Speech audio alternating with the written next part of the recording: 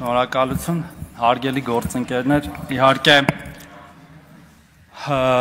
ավելի արդյունավետ կլներ խոսել էներգետիկայից, ջրամատակարարումից եւ գազամատակարարումից,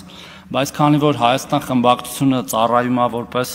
պոլիշոր Լևոն Քոչարյանին եւ Ռոբերտ Քոչարյանի համար, պետք է անդրադառնանք Լևոն Քոչարյանին։ Թե չէ, այդքան չարժ էր ինքը, որ իրան անդրադառնայինք։ Ինչ է ասում Լևոն Քոչարյանը, ասում է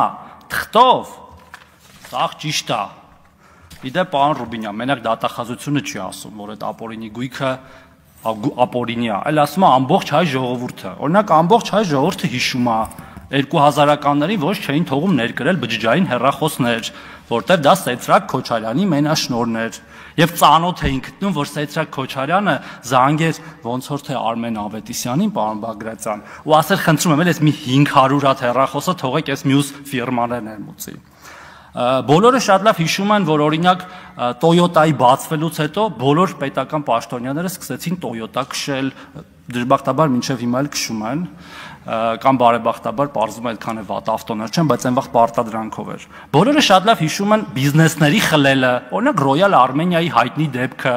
երբ որ էլի իրանց ինչ որ կամ հենց իրանց կամ իրանց հետ աֆիլիացված մեկի համար բիզնես էին խլում, հետո էլ դատավորին զրկում իր պաշտոնից, որովհետև համարձակվել էր դեմ քայլ անել։ Համբալի մասով ոչ միայն ապօրինի գույք ունեցողն է համբալ, այլ այն երկրի ղեկավարը, որ օրինակ 2 կոպեքի համար գույք է տալիս պարտքի դիմաց, խոսում էր ինչ որ պարադներում դիրքի մասին Նիկոլ Փաշինյանի, կամ համբալ չի արդյոք այն երկրի նախագահը, որ գազամուղի տրամագիծա փոքրացնում ինչ որ մի հատ երկրի շահի համար, որ մենք այսօր այլընտրանք չունենանք, կամ էլ օրինակ բան, կեղծ փաստաթղթով ընտրություն կեղծելով նախագահ է դառնում, ով է այդ նախագահը, եթե ոչ համբալ։ Ստեղ էլ ներ դեմքին կասեի, դեպ ու երկրորդ դեմքով, ոչ թե երրորդ դեմքով, բայց ստեղ չի։ Ի տարբերություն այդ ասասների, հիմա ինչ է տեղի ունենում, մենք այո նաև այդ պողպատի մանդատով լիքը հարց ենք լուծում։ Բաժնետոմսեր ենք հետ բերում այդ ռազմավարական օբյեկտների կոպեկներով սեփականաշնորհած, ԶՊՄԿ, Վիվասել, Ամուրսար, նոր բացվածների նույնիսկ։ Ինչպես նաև ինքնիշխանություն ենք բարձրացնում մեր սահմանային կետերից օտար սահմանապահներին ուղարկելով իրենց հիմնական ծառայության վայրեր, փոխարինելով նրանց մեր սահմանապահներով։ Փոքրիկ Քոչարյանը խոսում է նաև ինչ-որ մարդկանց շպրտելու մասին։ Երևի խափնվել է իր տիկտոկյան գանտել բարձրացնելուն, որ մի երկու հատ գանտել է կարում բարձրացնի, գիտի թե կարա մարդ շպրտի։ Վախենամ մի օր այդ գանտելը գլխին ընկնի, այնքան ծանր գանտել բարձրացնի։ Զգուշ եղեք, պարոն Քոչարյան։ Եվ վերջում, ես շատ չեմ ուզում խոսալ։ Ոմանք թուրք անվանելը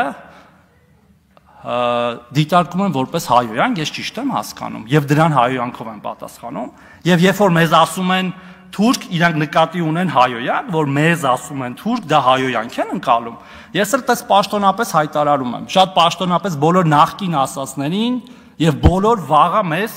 թուրք որպես հայոյանք ասողներին։ Ուրեմն ով մեզ,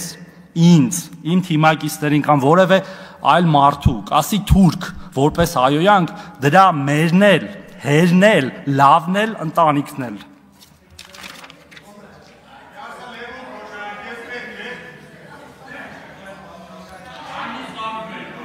Արման Եղոյան, համեցեք